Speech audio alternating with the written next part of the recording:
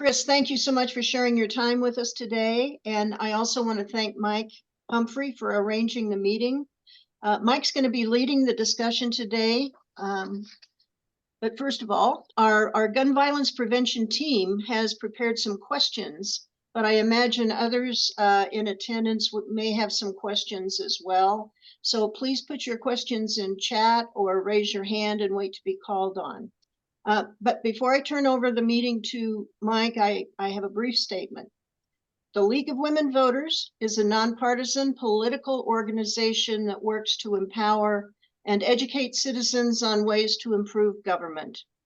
The League encourages informed and active participation in government, works to increase understanding of major public policy issues, and influences public policy through education and advocacy.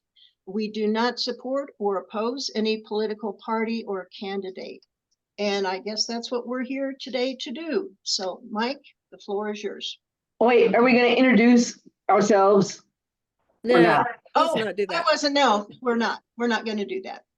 We're all League members here. Yeah. Fine. Cool. Okay. So Chris, we all know you're running for sheriff, but today we're going to be asking you questions about issues regarding gun violence, because we're working on maybe developing some local policies, recommendations for our group. So good. I have a lot of ideas in that regard. So hopefully I've done a little research in some of that. So you guys ask away and whatever, but I've definitely got some encouragement actually from your team okay. On this. So yeah, please go ahead. Okay, so let's start with this. Let's just jump into the questions. I sent them to you on Friday, I believe. Yeah. Question number one, should I read it, guys, or do you want him just to answer it? No, go ahead. Answer. Answer? Yeah. Read. Please. Read. Okay. Number one, are there ways in which your office, the ATF, the county attorney, and the U.S. attorney can work together to arrest and prosecute persons who violate ARS 133102A5, which is the illegal to sell or transfer a firearm to a prohibited possessor? If so, please explain how that would work. So that's a great first question because it gets me right into what I want to talk to you about first of all. Excuse me. Well, actually, I guess it was in 2020, I was approached, I think, by Molly to sign with you all I don't know, call it contract, whatever, an agreement that said basically I would support an effort, a push to get our those who's selling guns on the county fairgrounds off our county fairgrounds. And it just made sense. I understand that Ms. Conover had also signed the same document, and then for whatever reason, she couldn't make it happen with the Board of Supervisors. The Board of Supervisors wouldn't do it, or there was some sort of conflict. I was thoroughly upset with that. More so when I think it was you, Mike, maybe I'm mistaken, somebody sent me a bunch of pictures. This is back 3 or 4 years ago when I was first running. After I got in office, sent me a bunch of pictures of cars, trunks opened up, people selling at the county fairgrounds, and these signs up there saying, hey, no background checks or no ID required. And that just rubbed me so wrong. Those are people who are selling to who? I mean, they're catering to those who are prohibited from possession. And I cannot believe we couldn't get something done. But here recently, and I'm saying recent, maybe the last couple of months, I think I was talking with Molly and maybe others from your group, that ATF has passed a rule change, not a law. And the rule change for them really is, and it makes sense, is if you are selling a weapon, individual to individual, that's one thing. But if you're selling it as a business, and they define business now, they're changing that definition to basically say, you're making profit at this, you're a business. Therefore, you will fall into the same guidelines that a brick and mortar place like Diamondback's Guns or something would have to fall into. To me, that makes sense. I took your, what you had told me, and I spoke last week or so with Mr. Iber. He is the, you may know him, he is the ATF director here in Tucson. And he said they're still waiting on a couple of things to happen to make this go through, but basically it sounds like it's a done deal. They just got to get the paperwork through. So we're hoping maybe sometime in April they'll have something. Mike's suggestion would be we have what we call a federal support unit. Our federal support unit works with all the federal agencies. We've got people assigned to the FBI, to ICE, to Border Patrol, you name it, DEA, and why not ATF? Because I know that ATF does monitor those sales, but they don't go after the seller. They usually typically go after the buyer. And every now and then they find somebody who's bought a gun that they shouldn't have sold to. But those people don't know it because they don't have to do background checks. Look, I believe that background checks should be the easiest thing for our government officials to get through. Everybody, at least that's what the stats point out, 80, 90% of the people, whether you're an R or a D, didn't matter, agree that background checks should be done. But for some reason, nobody's getting that through. I'm a person who I don't have the patience for that. I want those laws passed, but I just got to get things done. That's just how I am. And so I look at this as an opportunity to work with ATF. If that rule changes, we will set up with them. We'll get out there. My team will do surveillance. We'll do all of that. We'll video those sales. We'll go in with them and make those arrests, or at least show to them, because I think one of the requirements in the rule change was you had to have notice that you're doing this. So maybe one weekend we videotape them and go tell them you can't do this anymore, your business, and see if that does. I don't think it's going to do anything, but if it does, good, it worked. But more importantly, what I look at is if we can capture them doing that in an illegal way that ATF has defined, this is now illegal. I think we go back to Laura Conover in the county and say, you may not have the political will to change that law, but you don't have to. What you do have is you have a contract with the Fairgrounds Commission that says they can do what they want to do. But now, once they violated the contract because they violated federal law, you can shut them down. We can basically say, this contract is null and void because we know that they're violated federal law. So we're going to make it null and void contract. And now if they want to renegotiate a contract for selling guns, the Board of Supervisors could simply say, no, we don't want to do that. And at least then they're on better footing than today of, well, there's a conflict, it's a contract.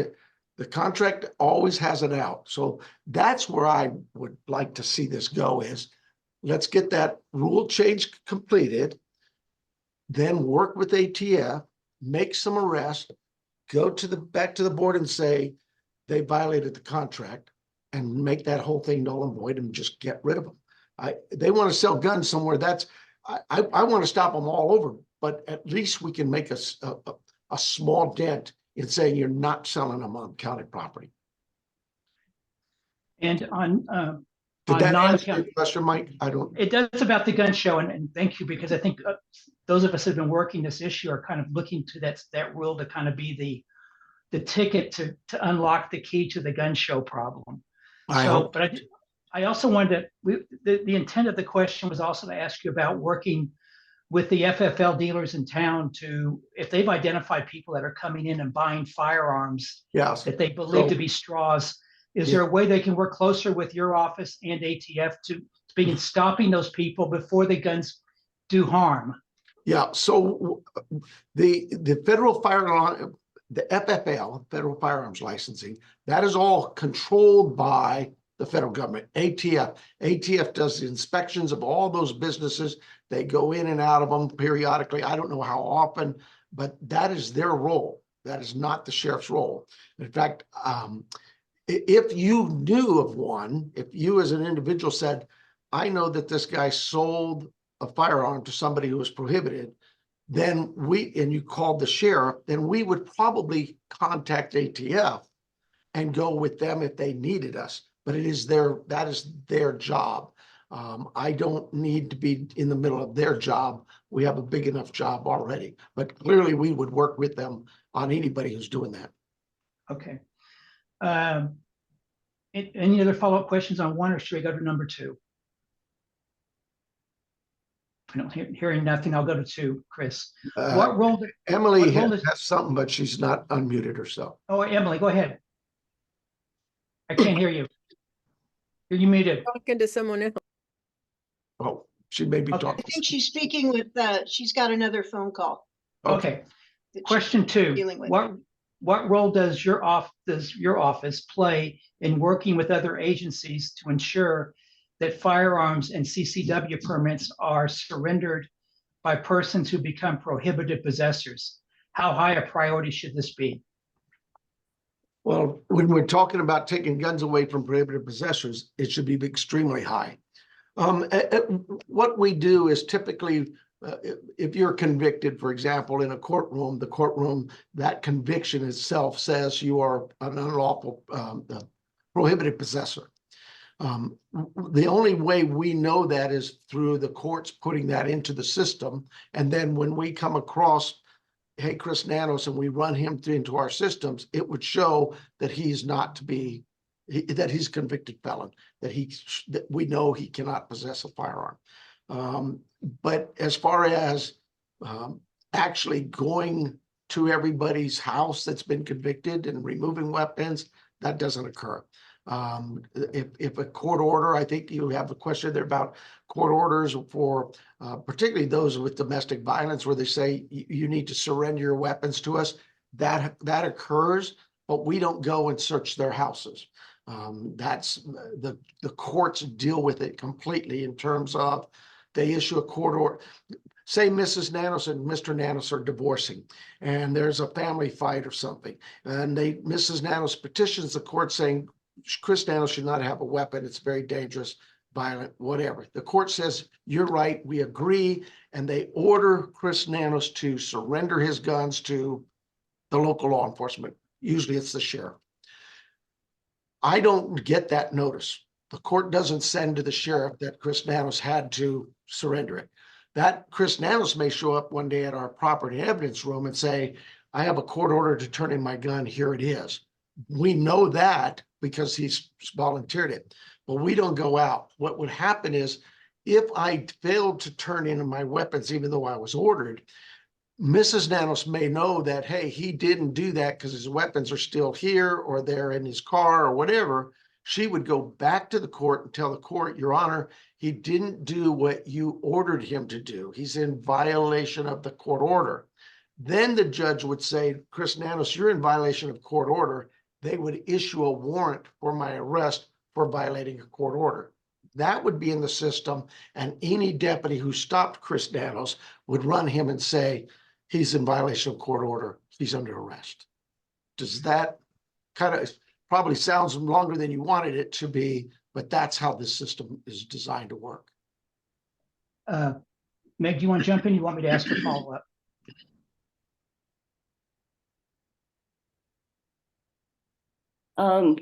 No, I guess I didn't really understand that was the way the system worked. It's kind of disturbing that it's so I think as it's so loosey-goosey in terms of I think it's system. volume. It's such a large volume. There's so many weapons we deal with. We currently have in our property and evidence room over 3,200 weapons. There's a reason for that buildup too, is it's evidence, right? It's evidence to a crime. Certain crimes, we have retention laws that we have to, by law, hold on to certain pieces of evidence. For example, a rape, a robbery, a serious felony, we may have to hold that for 10 years before we can do anything with it. Same with a homicide. Homicide, we have to hold for over 100 years. Wow. That's why. So there's all kinds of things that we have to hold on to. Weapons is one of them. We have 3,200 weapons in our property and evidence room now, firearms. We took in 700 and some last year and released means gave them to an authorized vendor for auction, because that's what the state requires now, as crazy as they are. We auctioned 600 and some. And the reason being is what's happened before is we used to be able to destroy those weapons. If it were me, I would want them all destroyed. But state law says you can't do that. In fact, they went further and said, and you will sell them. And so we have to auction them out. We give them to a vendor who won a bid to auction, not just weapons, but other things. And it's on them to destroy or basically sell them back out. And that's a shame. I don't think I need to tell this board my position is real simple on guns. One, I just don't think anybody should have them except cops. And that's just where I'm coming from. And I know I get a lot of guff on that, but I'll tell you my thinking. When I was a young officer in El Paso, 1976, we went to a number of calls where you'd find some bad guys, but usually if they had a knife, that was bad. When they had a gun, oh my goodness, that was really a bad guy. Today, everybody has guns. Everybody, good people, bad people, everybody has guns. And my thinking is, when I grew up as a young boy, we never had guns in my family, not even BB guns. We'd have been like that Christmas toy thing and put our 5 boys, we'd have put somebody's eye out, right? But for me, it was really about, here you have a state, Texas, right? You couldn't carry a gun except for 3 reasons. One, you had to be going to a shooting event and you had to show it. Like maybe you were going to go to a range and you could show that you had a membership to that range. Or 2, you were going to go hunting and you had to show your hunting license. Or 3, you were moving. That was it. There was no other reason to have a gun in your possession out on the streets. You could have them in your home. You could not have them in the street, in your car, concealed, not concealed, loaded, unloaded, didn't matter. Could be in the trunk, didn't matter. It was a felony. And I don't know, since 1976 to today, I think we've had a few more shootings than we've ever had, right? Yeah. I'm sorry, that's my belief. So Chris, getting back to, do you think the system, as Meg describes, this loosey-goosey system where you don't know that a judge has told someone to surrender their weapon, shouldn't that be tightened up so that if a judge orders a weapon surrendered, there is a process, a mechanism, and a recording method to know that those guns are actually surrendered? So part of the problem is we're trying to tell judges what to do. I'll clear that up for you, Mike. Okay. We have judges who issue orders that says Chris Nanos must surrender his gun to a local law enforcement agency. Right. And then we have other judges who say Chris Nanos must give his guns away. I could give it to my best buddy who lives with me, to my friend, my brother, my neighbor. There is no requirement for a judge to order the gun to be given up to law enforcement. That's up to each judge. And we right now, my legal advisor still struggles with trying to get all the Superior Court judges and the JP court judges who see a lot of these domestic violence cases on board to say, can we tighten up the verbiage to make them at least surrender them to the sheriff department or the Tucson Police Department, some sort of law enforcement agency. That has taken a year, better than a year, 2 years to just get them, the judges on board to agree to saying, let's tighten up the verbiage here. We shouldn't allow, they're going to argue it's constitutional protection, all of those things, but they're going to say, no, he didn't use the weapon in a violent offense. It's a fear that he has it, that he's got the potential for that violence. So therefore, he can just make sure he doesn't have the gun on his possession. Give it to his best friend. So what does but the statute says must be surrendered. So what is the definition of surrendered, Chris? The statute says that, but the judges don't have, the judges can sentence or make their court order however they choose to make it.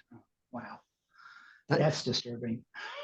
Trust me, we talk about those in custody at my jail all the time and how the courts have told me time and time again, you don't get to say who's in your jail. You don't get to say who you can release or not release. Because I've got people in there who are just in there for nothing more than they can't afford a $50 bond.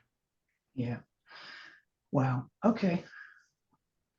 Mike, That's Mike, quick Yes, question. sure. Are these judges, these particular judges, are they the judges that we're voting on? Or No. are they appointed judges? Some are, so you can vote.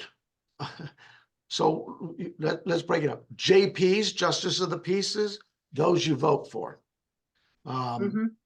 They run every 4 years. The Superior Court judges, those are the ones who actually work on the felony cases. Those are appointed.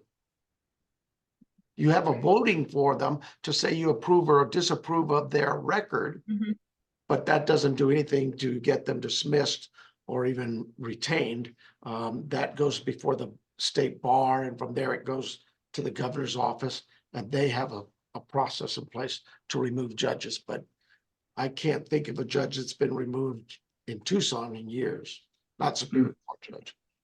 Is there some way we Thank can, you. I'm sorry, is there some way we can look up online to find out what the pattern of behavior of that particular judge is in relation to removing weapons or passing them on to share? I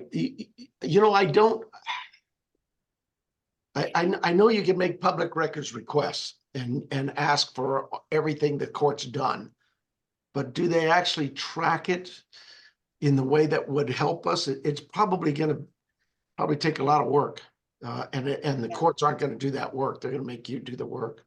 Let's get a college student on that. Who knows of a good college student? Absolutely.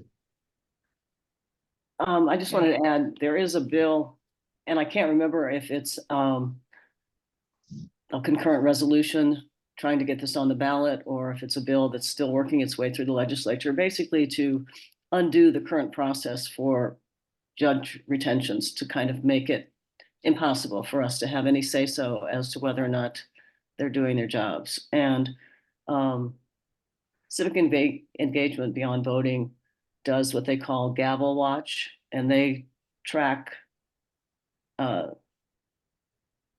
judges and make recommendations as to what they feel are positions that maybe should be looked at more carefully. I'm not sure of that bill. Usually the county has their lobbyist who keeps track of those for us, but I don't know. What I do know is we need to flip this House and the Senate, not just at the national level, but at the state level, if we really want to do something different with our gun laws, because we were just banging our head against the wall there.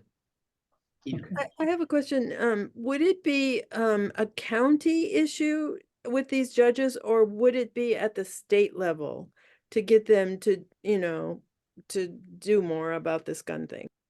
So your Justice of the Peace, the JPs, they actually work under the Superior Court judges, the pro tem.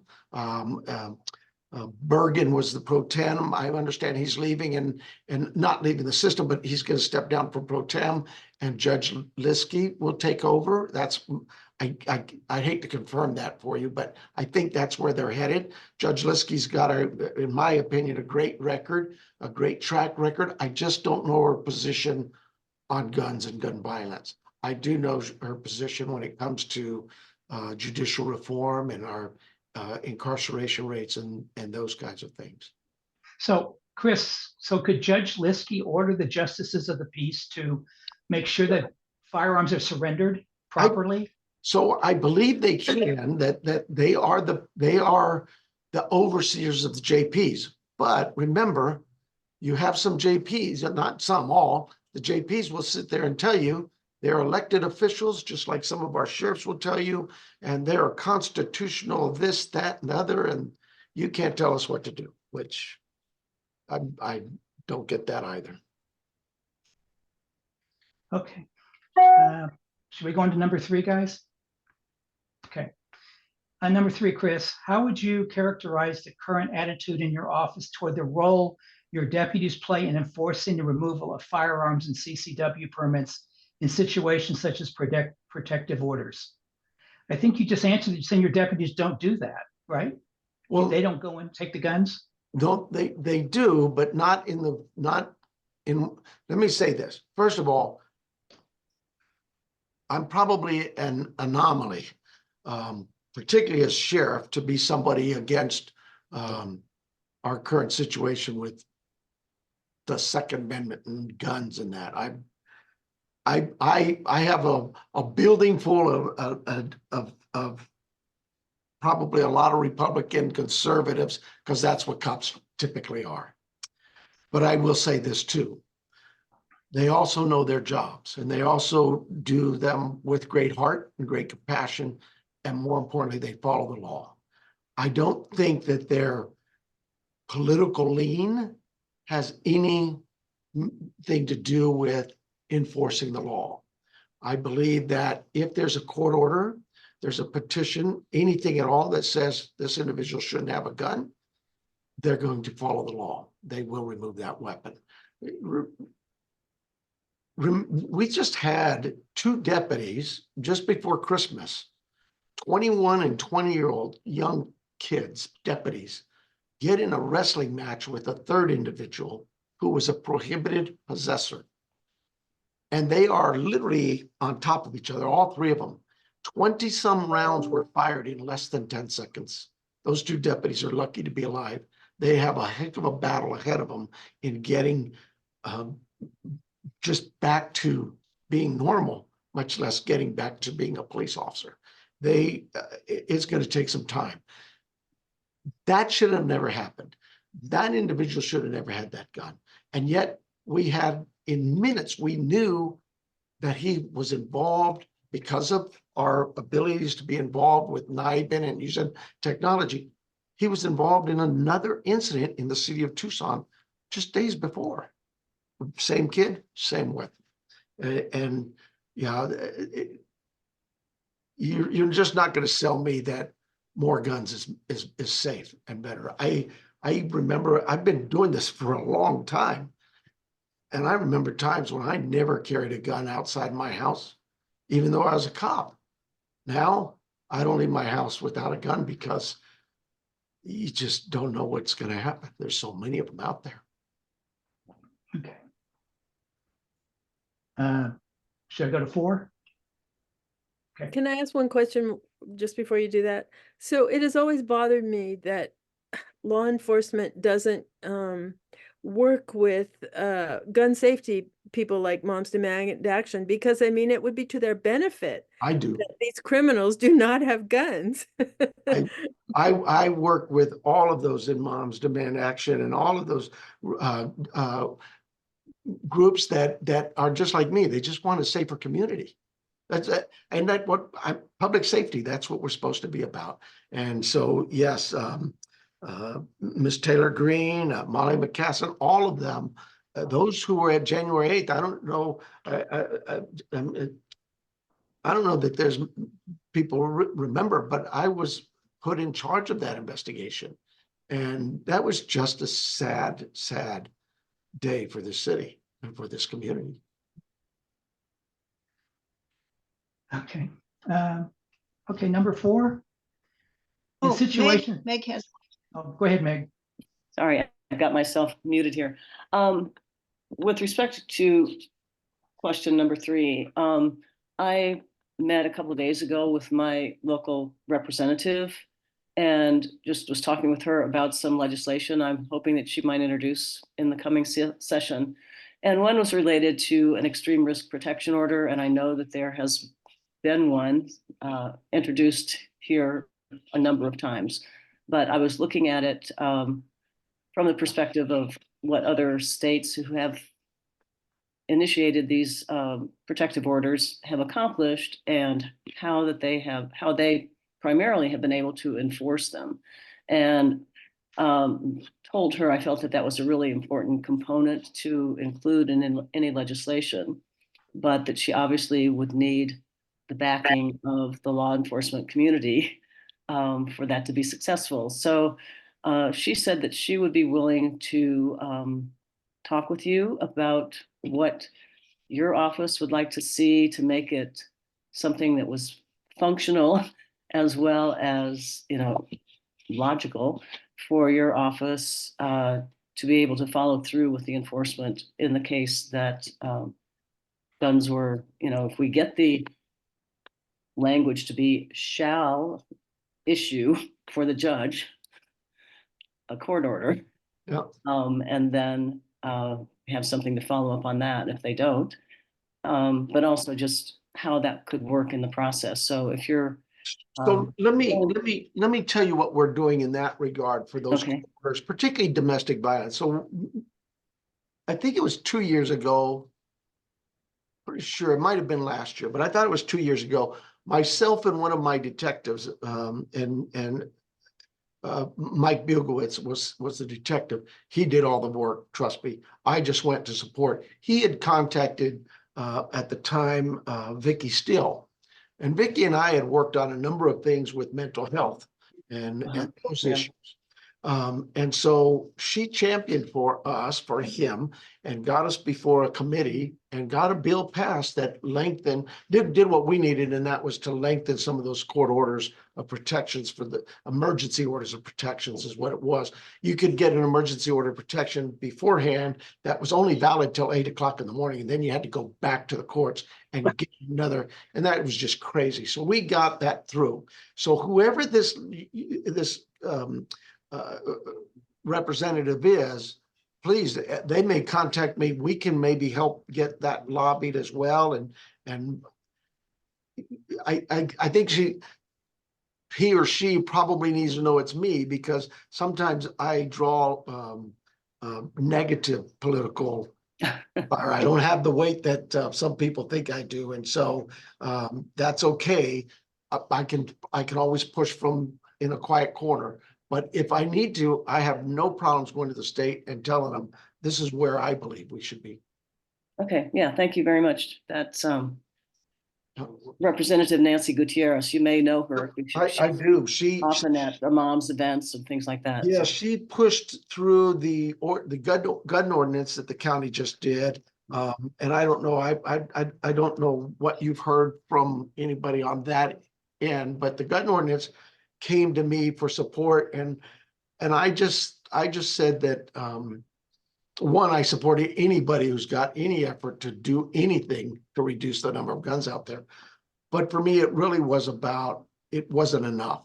We needed to do something much stronger than that. I think it's gonna meet its demise just because of the politics. And I think that if you're just doing it to make a statement, wouldn't it be a bigger statement if we said, no more guns at the fairgrounds? I don't care about any contracts. I don't care what the state says. We're not gonna have guns sold at the fairgrounds, and see what they do there. But I've not met her, but I know she helped with that draft and getting that pushed. yeah. She had also introduced a bill in Phoenix to repeal the state's preemption that's preventing us from doing what we're trying to do at the fairgrounds. So as you said, Well, like I say, I'm hoping that we can get them on a rule change. Just, hey, you violated the law. Now we don't have to honor your contract anymore, Fairground Commission. Because that's another thing. I can't believe we have a county fairground commission that basically tells the board of supervisor what to do or not to do. It's crazy. Way outside of my pay grade. So mine too. Thank you. Okay.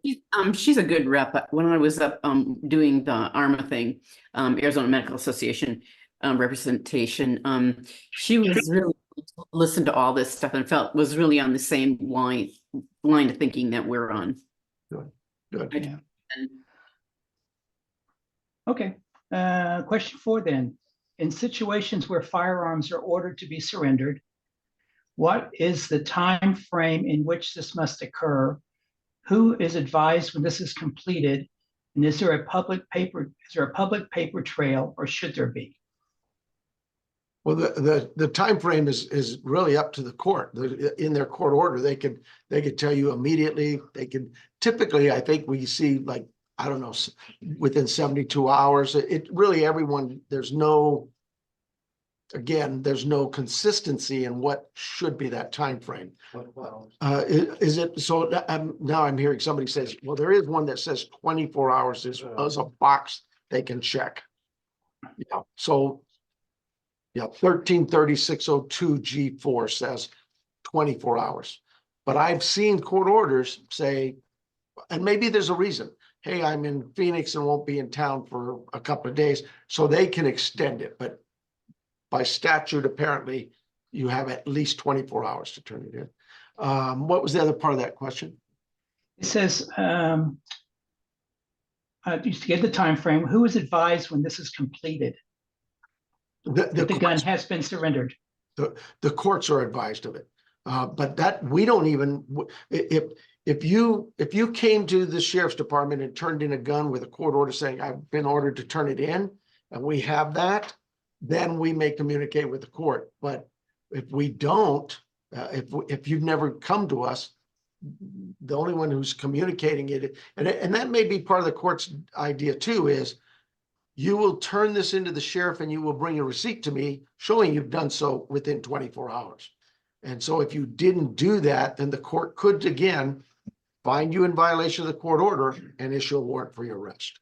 So a lot of that type of stuff does fall with the court. I think that's probably appropriate since they're the one, they've got to see hundreds of these cases.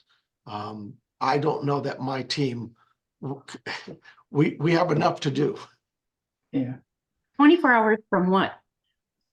From the court order. Because the court's going to order it right there in front of you, or even if you're not there, they may order it and say, he's got 24 hours and then it's got to be serviced. Yeah, when he served is 24 Okay, hours. so there it is. So if So they he's, get 24 hours to go back and kill their victim or you know. well, it could be even better than that, because the 24 hours doesn't start until service has been made upon you to know that you do have 24 hours. No, so that's how we have a lot of domestic abuse in that, because they have a good timeline that they can just fall through. Yeah, well, no doubt. It's a system that definitely needs to be looked at. Thank you, Chris, for that. Any more follow-ups on number 4? It sounds like we have a whole nother direction to go in, which is the courts. Well, and we didn't know that until we were illuminated by Chris's comments. I mean, we don't know Yeah. how these various units work together, the law enforcement, the courts, you know. Let me say this to you about the judges and the courts, and I'm the JP courts, they handle a lot of these too, but those are elected officials, and you can get on them in electorate. I am more concerned about their bosses and those being the Superior Court judges. You know, when I first came in here, we had all this going on about how we're going to reduce the population of the jail and we're going to do all these great, wonderful things with judicial reform. And it was, I was actually excited when I came back. I thought, oh, look, we got this jail reduction committee and we got this judicial reform committee of coordinators at the county administrator's office. All these great, we have deflection going through COPE and we had defer going at the courts by when you're booked in. I thought, man, they're really doing great. And so I went to the first meeting and I learned that when I asked them, because they're telling me all these things they've got and they've done, I said, well, that's really kind of exciting, but the jail numbers haven't really gone down. So what's going on? They said, oh no, we reduced the jail by 50,000 man hours. That sounds pretty impressive, 50,000 man hours. But when you do the math on that, it's 42 individuals a year. That's less than one person a week. I have staff who's compiling all this data on all these misdemeanors who could have been released, in my opinion, that were nonviolent, they were shoplifters, stuff like all kinds of things. And they put the stack in front of the court saying, here you go, look at these this week, tell us who you can release. We're ready, let us know. Less than one a week. Again, County Attorney's Office? the county attorneys is there too. This Is is, it, would this- they be the ones responsible for this primarily? no, they're not. They can only make a recommendation. It's the judge. That's when I learned, I sat there and I said, this is, they're good people. All of these people are good people. They're not mean people or bad people. They've just got locked into their systems. And I just said, that day, that was my first time at their meetings. I said, I have a big job to do. I got more important things to do than sit here and talk about all these great, wonderful reforms we're doing when we're not doing anything. You have my team's support, but I'm out of here. I've got other things I need to be spending my time on. And that's why I say I'm more about, let's just get something done. And it really was, I had Judge Bergen, who's the presider at the time, sat there and told me, Sheriff, all due respect, you don't get to say who goes to jail and you don't get to say who's released. And he's right. And it's probably a good thing, but it basically was telling me, you're not in charge. And I don't know what to do with that because he's not elected. He's appointed. And I don't know how you unappoint these guys. It's an act of Congress to get them out of here because they've been there forever. Okay. It's my frustration. Mm. I'm sorry I share it with you. Well, But that's a I good. do really want you to know, if you called any one of those judges, any one of them, I encourage you, get with Liskey if she's really going to be the presiding. I think you will find out that they're very good people. They just, I don't know that they probably have all kinds of legal constraints that I'm just not aware of. But in my head, I'm just a simpleton. I'm sorry, I am. I just want to get things done. You not have enough judges? Is it a lack of numbers or? That's probably very true. I think there are 17 commissioners and Superior Court judges. When we look at our border, I'm going to take you another way. That's exactly what the problem is. Border Patrol will have you come in. Hey, I'm fearful for my life. I can't go back to my country. They check the boxes, fill out the paperwork. They do not make the decision, and they give you the paperwork saying you've met asylum requirements. You're here lawfully, and they stamp it and say, come back to court in about 5 years. That's how far behind they are. They need more courts. And what they've done is, to be honest with you, in my 40, 50 years of law enforcement, I've seen it is the feds, because they're frustrated, they don't have enough courts. They go, how about the states? Let's jam their court systems up. How about the locals? Let's get the county court systems jammed up. And pretty soon, and it's just a reaction. It's probably natural to say, I can't handle this. Can you? But somewhere, somebody's got to sit back and say, enough's enough. Let's put the resources where they need to be so we can accomplish stuff. And if it's courts, get more courts. Judges stand up and say, I need more courts. The sheriff stands up all the time. I need more money. I need more budget. I need more people. I need a new jail. I need more staff. I'm never going to get it all, but I can't ring that bell if people aren't hearing from me. Well, you certainly have clarified a lot for me today. Thank you. I don't know that it's clear to me, but thank you. Chris, you're always a breath of fresh air. Number 5, I guess we'll move on to that. Who takes possession of firearms that are recovered from crime scenes and those that are replaced by newer equipment by your department? Approximately how many guns cycle through your department every year? I think you answered part of that already. Yeah, so first of all, at a crime scene, we take it. It's evidence, right? The law enforcement agency handling that crime pulls all evidence. It could be a piece of paper. We take that. And it's placed into our property evidence room. Weapons that we purchase for our staff, That maybe we went, when I first started in law enforcement, we had old revolvers. Then we went to semi-automatics. We purchased them for the staff and take back those revolvers or any replacements. And those are again auctioned off. Okay, What and do you you said, think about auctioning them versus, It's a getting- vendor. It's any auctioner. He could be auctioning cars one day and guns another day and jewelry. what is the thinking to not destroy them? I'm sorry. What is the thinking to not destroy them? That was that's the state said that.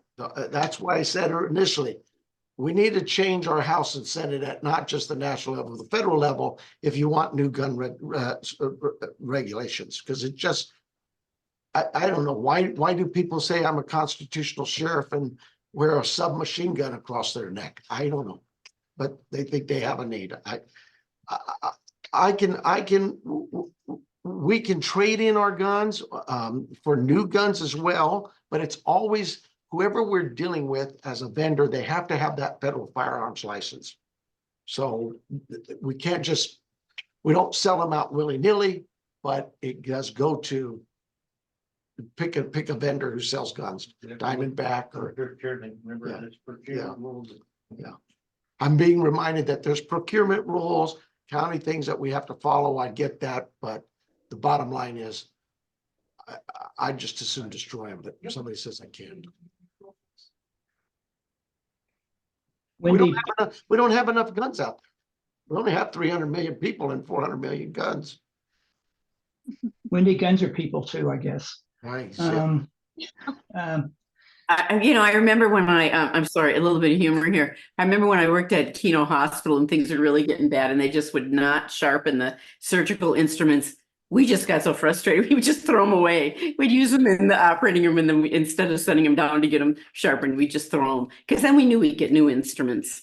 But we wouldn't put up with recycling them. okay, any more follow-ups, number 5? Good? Okay. Chris, are there ways to improve the allocation of your office's resources to increase the number of persons charged with committing firearm-related offenses?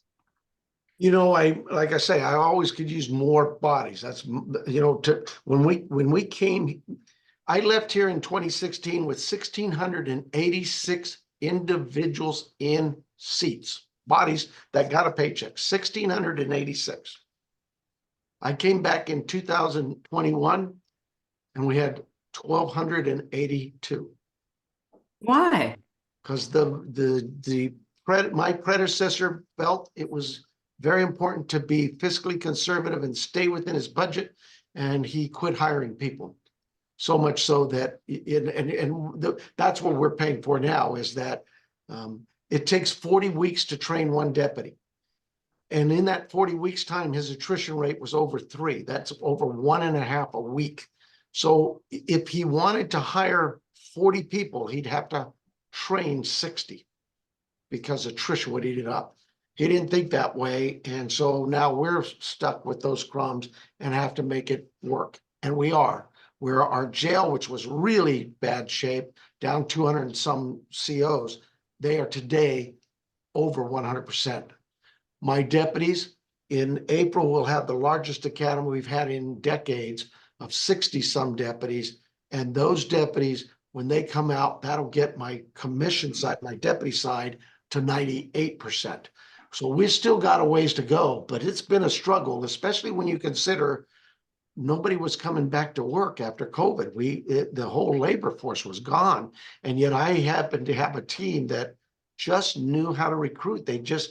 They had such energy, and it's no secret. It's really what we know. If you like your boss and you like where you work and you really enjoy what it is you do, you're going to sell that to your neighbor, your neighbor's kid. We had such a problem here that people didn't want to work here. So why would they tell their neighbor's son to come join us?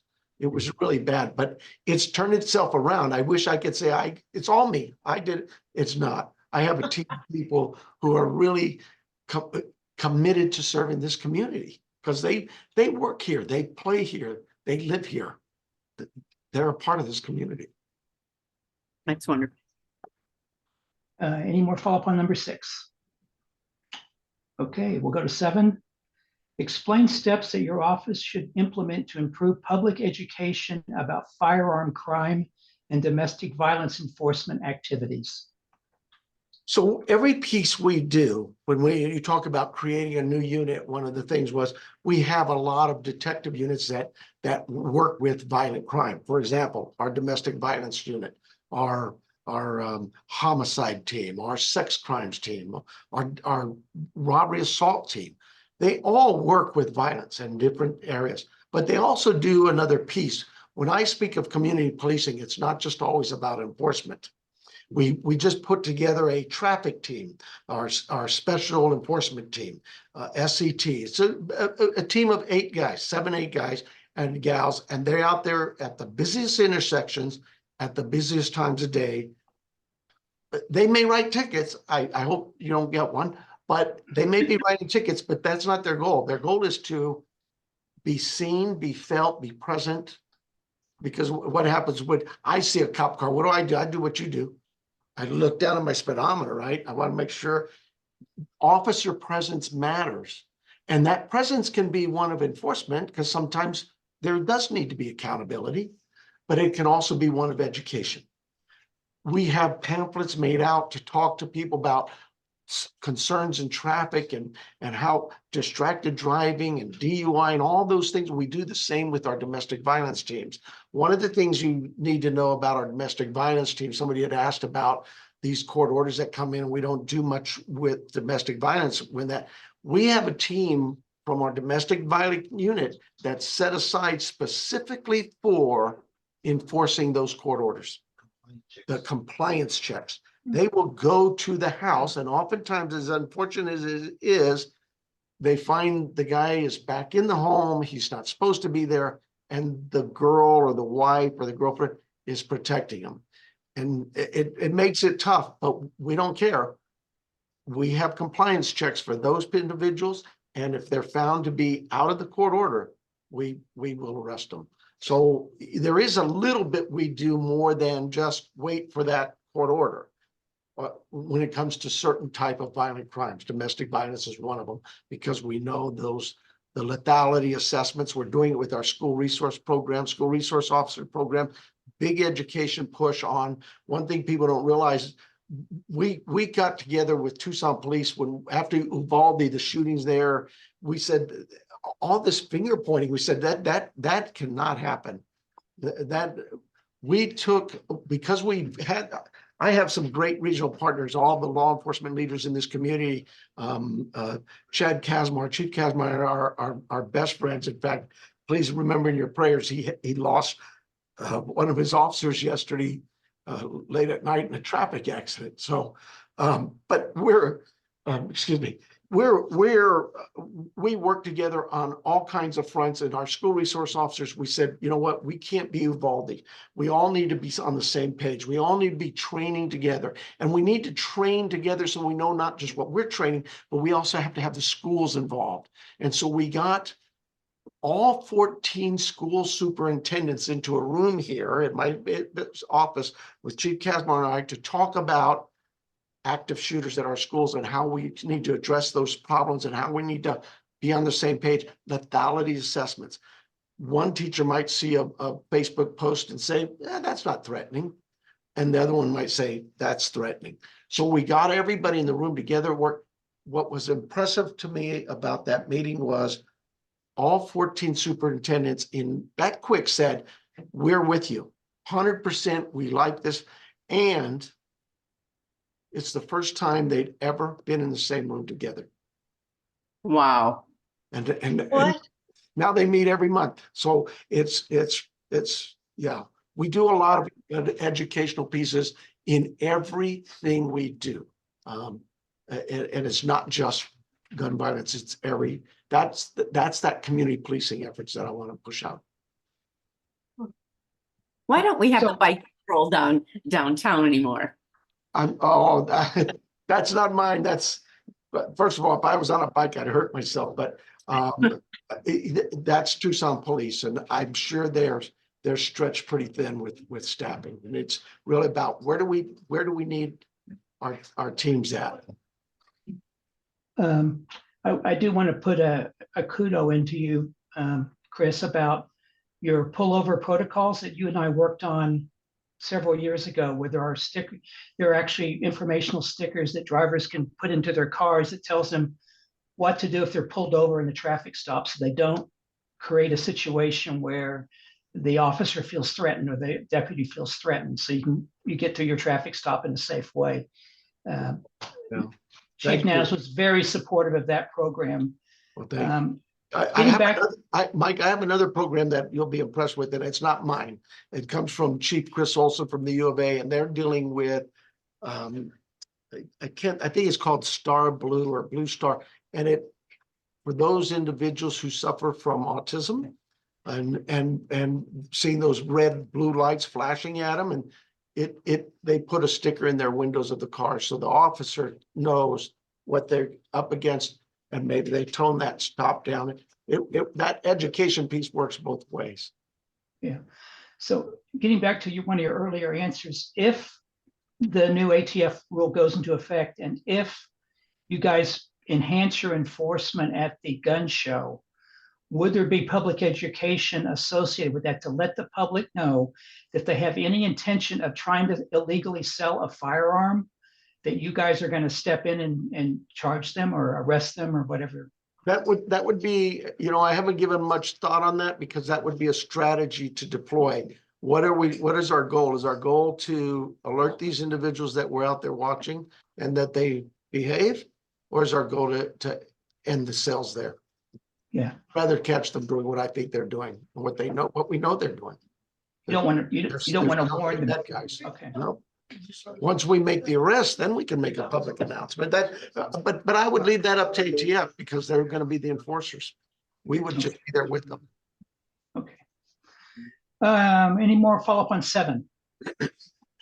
Okay, we'll go to 8, which will be the final question, I think, today. In keeping with the Arizona State Constitution, is there a larger role that your office could be playing to help enforce current Arizona gun laws? If so, please explain what that expanded role might look like. To me, the expanded role would be what I've talked about with ATF. We already have what we call our federal support unit, and it works with all the federal support teams. We also, though, work with all of our local regional partners in our PCRIT, our PEMA Regional Critical Incident Team, which was designed to help with those critical incidents that law enforcement's engaged in and make it a little more transparent. In other words, if one of my officers is involved in a shooting, I don't get to investigate that. We trust the other agencies will do a good job, and we trust that 99% of the time our guys are good and they did right. So we back away, let all the other agencies look at it, and we may do a peripheral kind of along the side of it for internal matters later on down the road. But that regional effort, getting everybody again trained on the same level, everybody's got the same training. I think we had like 80 some detectives receive all this training from 11 different agencies in the Valley to work on this stuff. That is, we've done so well at it, we've become a model across the nation on some of this. The state was mandating it years ago, yet we were already in compliance before they mandated it. Same with now, all of our federal partners are asking to be a part of it. It's a good program because it allows me the ability to know that we really do have real partners who really do care about this community, who want to do what's right. And sometimes we don't see eye to eye on things, but we can sit down in a room and know that everybody's coming from the right heart, right place, and we resolve whatever differences there are. That's something this community can be proud of, that all of its local law enforcement leaders are really working close together, closer than I've ever seen in 40, 50 years. Thank you. Any other questions in the chat, Kathy?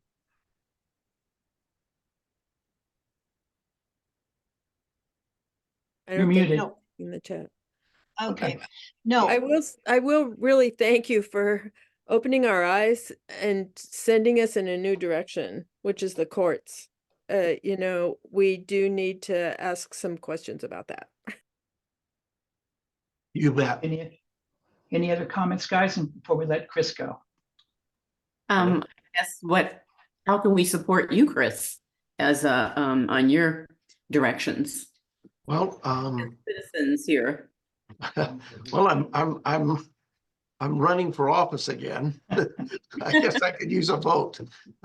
If, you know, I tell my team, we're not asking for anybody's endorsement. We just ask that you look at what we've done, and if you like the direction we're going, then support us. Okay. Well, thank you very much for taking your time. I know you're really busy, and we appreciate your answers and your openness. And like Kathy said, you've really opened our eyes to some new directions we want to be looking at to try to get a better handle on gun violence in our community. Thank you, guys. And you guys, I really do mean, thank you. Your voice matters too. So don't quit spreading that word. Thank you, Chris. If there's anything that the League of Women Voters of Greater Tucson can do to assist, and even if you just want to bounce it off of us, please don't hesitate to reach out to any of us here. Well, thank you. We want to help. Yeah, We want to help in this I area. appreciate that. Thank you so much. I have reached out to Michael and others, and yes, thank you. Also Thank you. from the Cuba County Medical Society too. Thank you. Okay.